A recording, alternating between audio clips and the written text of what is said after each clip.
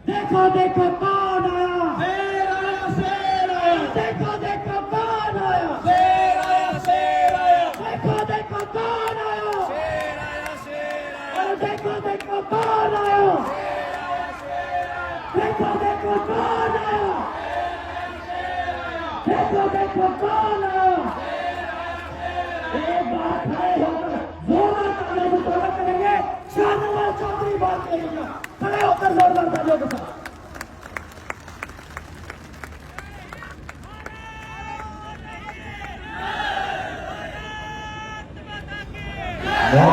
धन्यवाद। बैठ जाइए, आप सब लोग अपनी जगह पर बैठो, आप लोग भी बैठ जाओ। व्यवस्था बना लोगे तो ज्यादा बेहतर रहेगा। बैठ जाओ। मैं अपना संदेश देना चाह रहा हूँ शांतिपूर्ण। अभी मैंने कहा था, मैं आप लोग की व्यवस्था बना लें।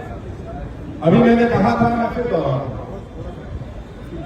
मैंने कहा था कि एक एक व्यक्ति जो इस रामलीला ग्राउंड, ऐतिहासिक रामलीला ग्राउंड में इस समय मौजूद है और जो किसी कारण यहाँ नहीं पहुंच पाया, मुझे लाखों लोग सुनते हैं, आपको पता होगा 1.6 मिलियन से ज्यादा लोग फेसबुक पर फॉलो करते हैं, इंस्टाग्राम पर 6 लाख से ज्यादा लोग फॉलो करते हैं, यूट्यूब पर भी लाखों लोग फॉलो करते हैं। उन सभी को सिर्फ एक संदेश देना चाहता हूं, आप कर्जे की गलत में फंसे, इसमें आपकी गलती नहीं है। इसके लिए सरकार की गलत नीतियां जिम्मेदार है और सरकार की गलत नीतियों को सजा आपको नहीं मिलेगी। सबसे पहले तो तय करना होगा कि मैंने कर्जा लिया, मैंने कोई पाप नहीं कर दिया, ये कोई गुनाह नहीं है।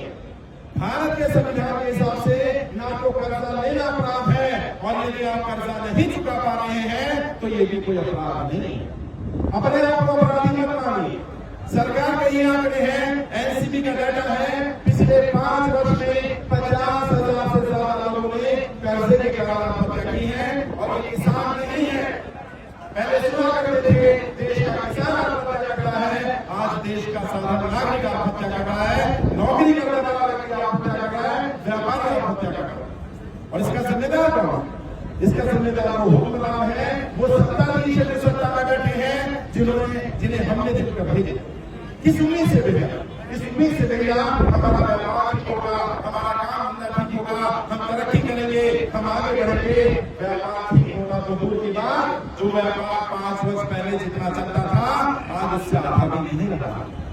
मैं भी मीडिया डिबेट में गया, एक पार्टी के प्रवक्ता मिले मुझे, उन्होंने कहा आप गलत कह रहे हैं, व्यापार पहले से ठीक हो गया।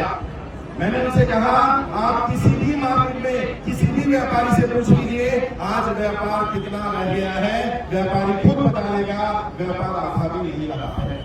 और इसका बड़ा कारण क्या है? 90%, 95% लोगों ने बताया नोटबंदी, जीएसटी और लॉकडाउन। नोटबंदी के कारण कर्जे की गर्दन में फंसे बहुत सारे लोगों ने कहा। कई लोगों ने कहा नोटबंदी का असर नहीं पड़ा, लेकिन जब ये जीएसटी लगाया गया तो जिस कंपनी में हम काम करते थे वो कंपनी ही तबाह हो गई, कंपनी बंद हो गई और कंपनी के बंद हो जाने के कारण हमारा व्यापार तबाह हो गया और जो लोग नौकरी करते थे उनकी नौकरी चली गई।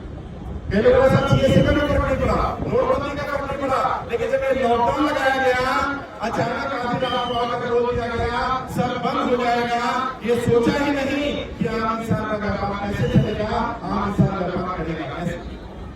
ये समस्या है। नोटबंदी आपने नहीं करी, जीएसटी आपने नहीं लगाया, आपने लॉकडाउन नहीं लगाया, तो जो काम आपने किया नहीं उसकी सजा आपको नहीं मिलेगी। इसलिए अपने आप को दोषी ठहराना, अपने आप को दोषी लगाना। दूसरा काम क्या करना? जो लोग कर्जे के कारण परेशान हैं उन सबसे हाथ जोड़ के विनती कर रहा हूं, कोई गलत कदम नहीं उठा।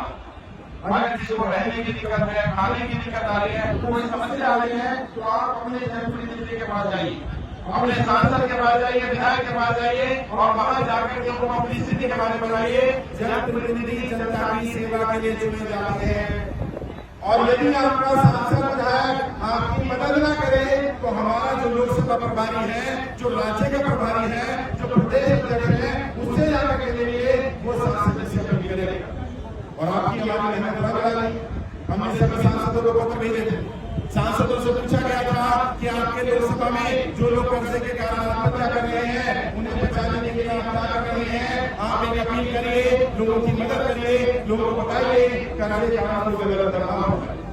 हमारे उस लेटर भेजने का असर ये हुआ कि 9 से ज्यादा सांसदों ने हमारे मुद्दे का समर्थन किया और उसी के साथ एक सांसद ने सदन में मुद्दा भी उठाया और मुद्दे के सवाल किया तो वित्त मंत्री को जवाब देना पड़ा। ये हमारी बहुत बड़ी चीज है, लेकिन हमारी लड़ाई के लिए भूल है। हमारी लड़ाई तब तक पूरी नहीं होगी जब तक एक व्यक्ति का 1 रुपया खर्चा नहीं होगा। और हम मेरे पास क्या करते हैं, मैं वो विकेट बता देना चाहता हूँ।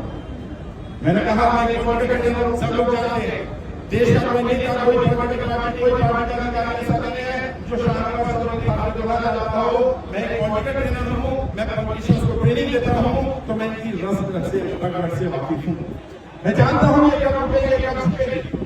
ये तब झुकेंगे जब उन्हें ये एहसास हो जाएगा कि अब जनता उनका साथ देने वाली नहीं है। और इसीलिए हमने तय किया था, हर वो सांसद, हर वो विधायक, हर वो नेता कान खोलकर सुन ले, जो जनता का साथ देगा हम उसका साथ देंगे, और जो जनता का साथ नहीं देगा हम उस नेता का साथ नहीं देंगे। ये संदेश जाना चाहिए। हर वो सांसद, हर वो पार्टी, हर वो नेता सुन ले, जो जनता के साथ नहीं है अब जनता उसका साथ देने वाली नहीं, चाहे कोई भी पार्टी हो, कोई भी नेता हो। और जैसे मैंने कहा मैं पॉलिटिकल ट्रेनर हूं, तो मैं अलग के साथ नहीं चाहता, ये लड़ाई सिर्फ यहाँ करने वाला नहीं है। और जैसा प्रशासन के लोगों को भी मैंने कहा, अधिकारी मेरी बात सुन रहे होंगे, हमने पूरा कार्यक्रम किया है, हम शांतिपूर्ण लोग हैं, हम शांतिपूर्ण व्यवस्था बनाकर रखना चाहते हैं। और मैं आपसे वादा कर रहा हूँ प्रशासन के लोगों से, जीवन में कभी भी आप मुझे प्रशासन के खिलाफ नहीं देखेंगे, लेकिन आपसे भी एक वादा उम्मीद करता हूँ, आप भी जनता का साथ देंगे। अधिकारी का मतलब क्या होता है? अधिकारी का मतलब होता है जो अधिकारों की रक्षा करे। ये सारे अधिकारी, सारे कर्मचारी किसके लिए हैं? जनता ही के लिए तो है। और यदि जनता ही कुछ नहीं है, जनता ही परेशान है, तो अधिकारों का अधिकार देना कोई मायने नहीं है। अधिकारी जनता के अधिकारों की रक्षा करने के लिए बना है, उसको अधिकार देंगे ताकि जनता के अधिकार। अगर कोई साहूका, कोई बैंक वाला, कोई निगम वाला आपको परेशान कर रहा है, आप डीएलएस पुलिस स्टेशन में जाइए, पुलिस के लोग, प्रशासन के लोग आपकी मदद करेंगे। और मैं यहाँ बता रहा हूँ, हमारे साथ जो 7,000 के आसपास लोगों ने फॉर्म भरे हैं, उसमें कई हजार फॉर्म दिल्ली पुलिस के लोगों ने भी भरे हैं, उन पर भी कर्जा है। ऐसा नहीं है वो बहुत कुछ है, लेकिन उनकी जिम्मेदारी है व्यवस्था बनाने की, और हमें उनका साथ देना। उनका परिवार भी हमारा परिवार है, पुलिस वाले का परिवार भी हमारा परिवार है, सेना वाले का परिवार भी हमारा परिवार है, किसान का परिवार भी हमारा परिवार है। हमारी जिम्मेदारी बनती है उन सबको कर्जा मुक्त करनी। और मैं पॉलिटिकल दे देना चाहता हूँ, मैं एक पॉलिटिकल ट्रेनर हूँ, और मुझे पता है समस्या राजनीति की है और समाधान भी राजनीति से ही निकलेगा। कई लोग मुझे कहते हैं कि आप राजनीति कर रहे हैं, मैं कहता हूँ हाँ मैं राजनीति कर रहा हूँ, मुझे राजनीति से कोई परहेज नहीं है। और जो ये कहे कि तुम राजनीति मत करो, उसे बता देना राजनीति में दो ही विकल्प है, या तो आप राजनीति का हिस्सा है या राजनीति के शिकार है। और शिकार बनने से बेहतर है राजनीति का हिस्सा बना जाए, राजनीति का हिस्सा बनिए। और मैं आज इस मंच से कह देना चाहता हूँ, इस ऐतिहासिक मंच से, कल 9 अगस्त है, 9 अगस्त क्रांतिकारी दिन होता है। आपको पता होगा गांधी जी ने भारत छोड़ो आंदोलन की शुरुआत की 9 अगस्त को, आज पूर्व संध्या है। और इसे इत्तेफाक कहें, गलती कहें या समीकरण कहें, मेरा जन्मदिन आज आता है। अब कल से एक नई क्रांति, नए आगाज, नई शुरुआत होने वाली। अभी मैं 2017 की बात में मैं आपको डेटा बताना चाहता हूँ। 2017 में जब मैंने देखा कि राजनेता अपनी राजनीति को करने के लिए जनता को, लोगों को धर्म जाति के नाम पर कैसे कैसे मूर्ख बना रहे हैं, राजनेताओं के साथ अंदर तक काम करा, तो प्रण लिया था इस राजनीति को सुधारना। और 2017 में ये तय किया गया था कि देश में एक पॉलिटिकल रिवोल्यूशन की जरूरत है, एक राजनीतिक क्रांति की जरूरत है। अब ये नाम था कैसे होगा, कैसे करेंगे, क्या करेंगे। मैं काम कर रहा, जितने लोग देखे सबसे देश में है, सबसे मिला, बात करी, हजारों लाखों लोगों से मुलाकात की। मैं लोगों की समस्या सुनने का समाधान करने लगा। और जब वो जो मैं कह रहा था, तुम नास्तिक हो सकते हो, किसी धर्म को मानने वाले हो सकते हो, ना मानने वाले हो सकते हो, लेकिन सच्चाई को लगा नहीं सकते। कोई ताकत है, कोई शक्ति है जो आज इस धरती को संभाले हुए है। कोई है जो ये सिस्टम चला रहा है, उसे आप खुदा कहें, अल्लाह कहें, वाहिगुरु कहें, भगवान कहें, जो नाम लेना चाहेंगे, लेकिन कोई शक्ति है, कोई ताकत है। मैं उस ताकत पर विश्वास कर रहा हूं, नहीं कर रहा हूं। ये घटना है 2022 पिछले साल। मैं टीम बना रहा हूं, लोगों को गाइड कर रहा हूं। मैंने कम से कम बात नहीं शुरू की, लोगों को बात देना शपथ दिलानी शुरू करी, क्योंकि कट्टरपंथी सोच से लड़ता था। और इसलिए नाम के पीछे हाथ दे देंगे, श्यामलाल चौधरी भाभी है, यहाँ राजेश की शोभा भाभी है, राहुल की बादशाह भाभी है, हरप्रीत सिंह सैनी भाभी है, सुरभि श्रीवास्तव भाभी है। सभी के साथ नाम का हाथ लगा और वहां को मैंने हाथ लगाया और यहाँ भी बहुत सारे लोग होंगे जिन्होंने नाम का हाथ लगाया।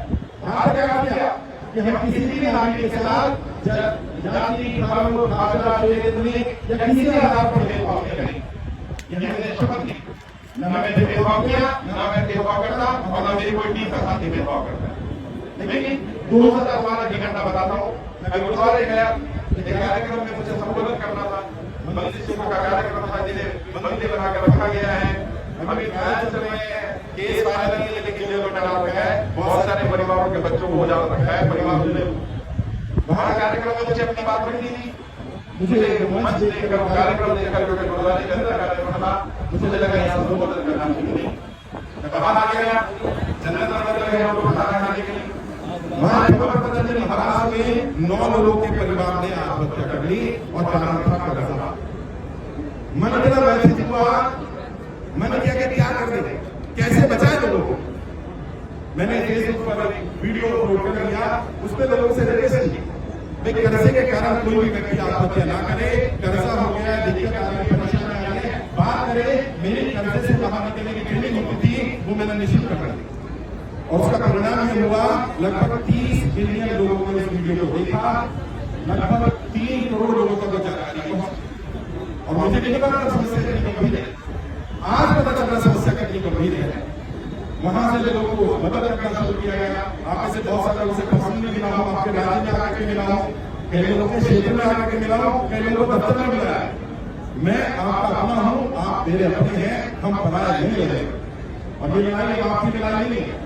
मैं आपसे कह देना चाहता हूं, ये लड़ाई श्यामलाल चौधरी भाभी की लड़ाई है।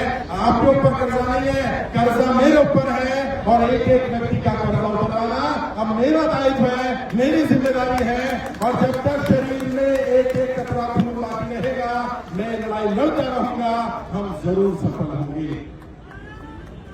उसके लिए कुछ भी करना पड़े, कहीं भी करना पड़ जाएंगे, सांसदों के साथ भी करना पड़ेगा, नहीं कराएंगे, सांसद को रिक्वेस्ट करनी पड़ेगी, रिक्वेस्ट कर लेंगे, हाथ जोड़ लेंगे, पैर पकड़ लेंगे।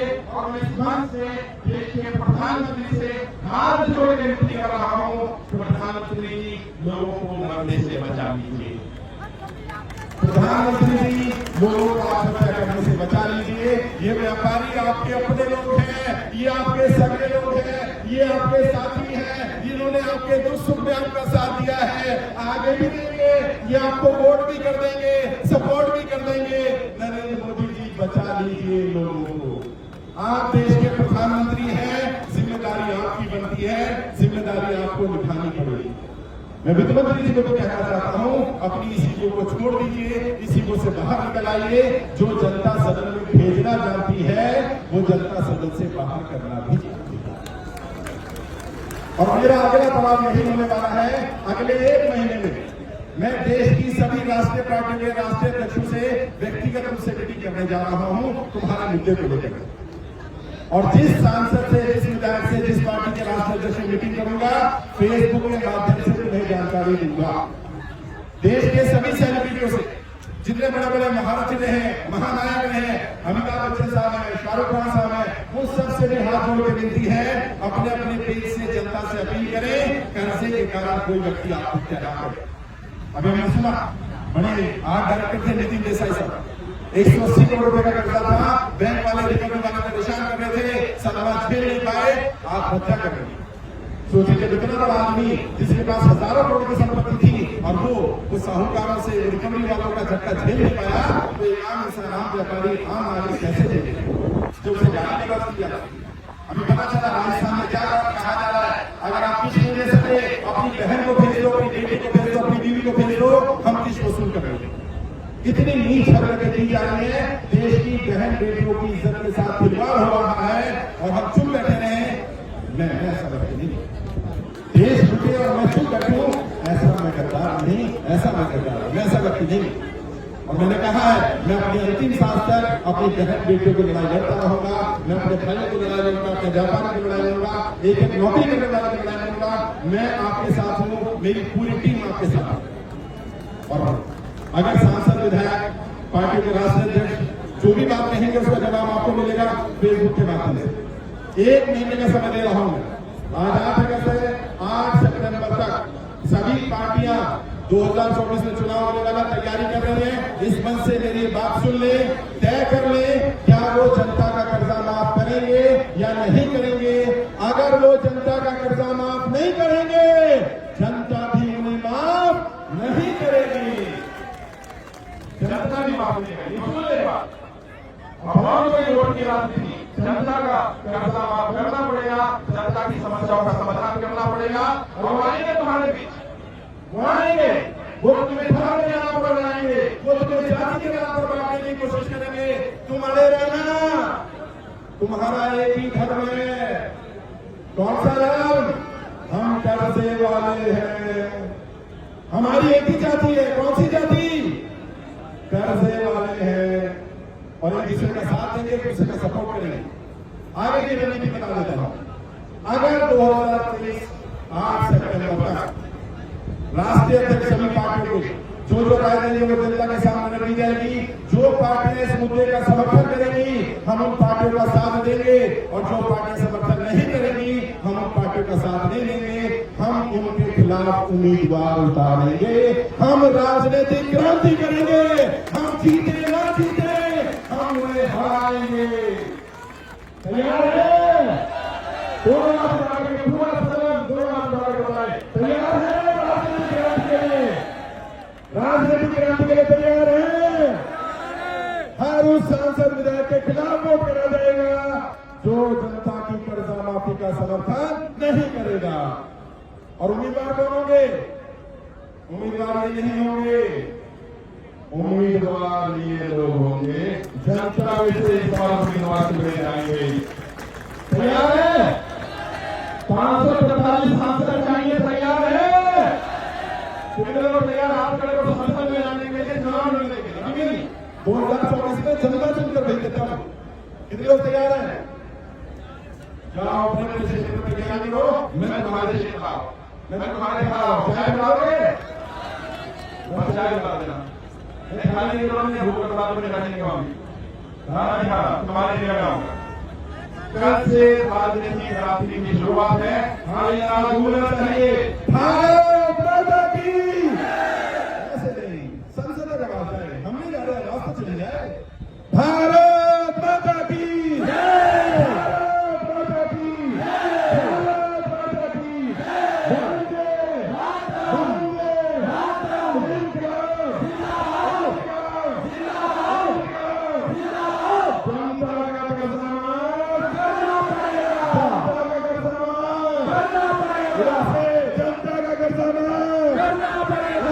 जनता का कर्जा माफ करना पड़ेगा।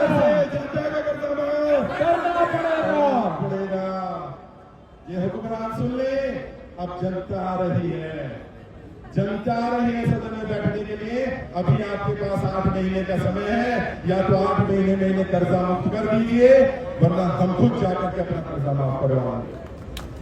और हर उस व्यक्ति को उम्मीदवार बनाएंगे जिसके खुद के ऊपर कर्जा हो, ताकि वो दूसरे का दुख दर्द समझ सकता हो। ऐसे व्यक्ति उम्मीदवार बनेगा। हमारे उम्मीदवार नहीं, आपके उम्मीदवार। इनमें से जिस पर कर्जा हो उसी को देंगे मौका, ताकि जनता का दर्द समझ सके, वह जाकर के जनता का दुख दर्द दूर कर सके।